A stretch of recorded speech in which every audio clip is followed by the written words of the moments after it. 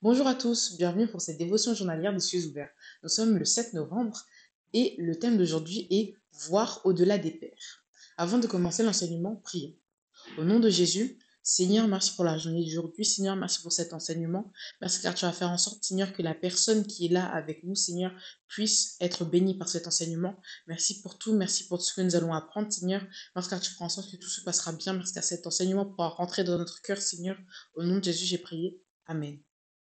Notre verset de mémoire est tiré du livre de Jean, chapitre 14, verset 12, et il dit, en vérité, je vous le dis, celui qui croit en moi fera aussi les œuvres que je fais, et il en fera de plus grandes, parce que je m'en vais au Père.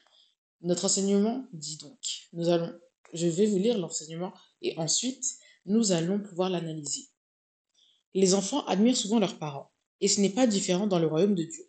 Un fils peut s'efforcer d'apprendre tout ce qu'il peut de son père, dans le Seigneur et même prier pour porter son esprit. Cependant, qu'est-ce que les pères ont à gagner de leurs enfants dans le Seigneur? Quand vous considérez le fait qu'il y avait une école de prophètes en Israël, où il y aurait beaucoup de gens pour aider Élie, vous vous rendrez compte qu'il n'avait pas vraiment besoin d'Élisée. Alors, donc, on comprend ici que c'est assez logique pour des enfants d'avoir beaucoup à apprendre de leur père. Par exemple, nous avons beaucoup de choses à apprendre de notre père spirituel, mais également du Seigneur Jésus-Christ. Nous avons beaucoup à apprendre de Jésus. Par exemple, nous devons apprendre sa patience, son amour, beaucoup de choses comme cela. Mais parfois, on peut se demander, mais dans cette relation, est-ce qu'il y a vraiment une équivalence entre ce que nous apprenons de notre Père, ce que nous prenons de lui, les enseignements qui nous aident et qui nous guident, et les choses que nous pouvons apporter à notre Père, justement, les choses que nous pouvons lui enseigner, les choses que nous pouvons lui donner. Et donc, c'est ce que l'enseignement va nous aider à comprendre. La principale raison pour laquelle un père reste proche de ses enfants dans le Seigneur, en général, est qu'il veut leur transmettre sa connaissance et son onction.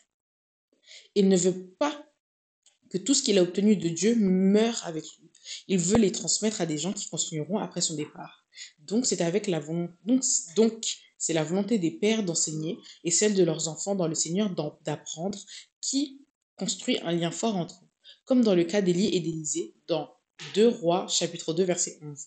Les pères seront un jour enlevés de la terre et leurs enfants dans le Seigneur seront confrontés à la réalité de continuer vers de plus hauts sommets sans eux. Dans quelle mesure êtes-vous prêt à prendre la relève de votre père dans le Seigneur?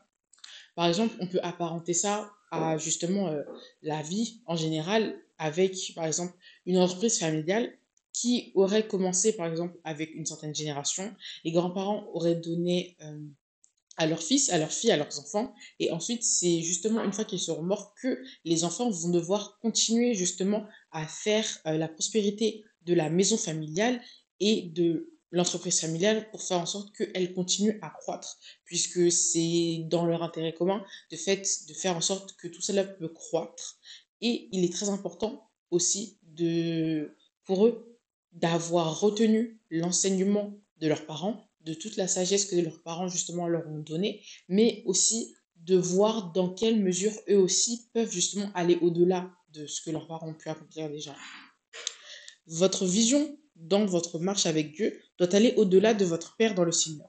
Sinon, quand il sera parti, votre marche avec Dieu pourrait être affectée. Mon Père dans le Seigneur était un grand homme de Dieu. Il jeûnait et priait plus que quiconque que je connaissais à cette époque.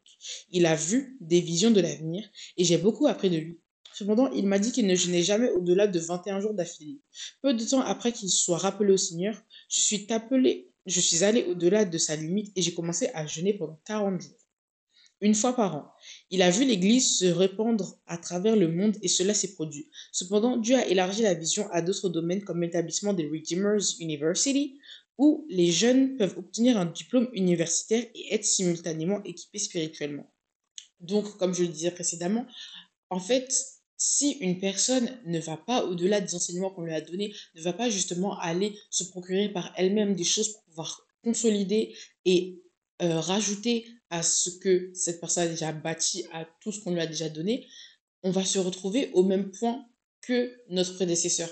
Et donc, on va se voir stagner, alors que ça, c'est quelque chose que le Seigneur ne veut absolument pas pour nous. Il veut qu'on aille au-delà de ce qu'on pourrait imaginer, puisque le Seigneur a de grands projets pour nous. Et le fait que nous nous restreignons a une certaine vision de nous-mêmes serait en contradiction avec le plan que le Seigneur a pour nous. Donc, il faut toujours qu'il y ait une marge d'évolution. Il faut toujours qu'il y ait une croissance, en fait, de nous.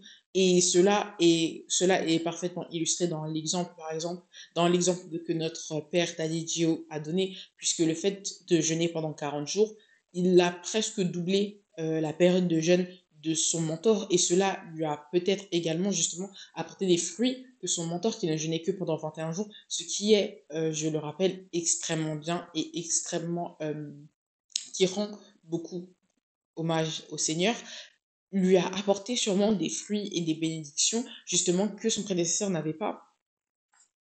Si vous voulez que votre Père dans le Seigneur soit fier de vous pendant que vous apprenez tout ce que vous pouvez de lui avant qu'il ne quitte la terre, vous devez aussi voir au-delà de lui dans votre marche quotidienne avec Dieu.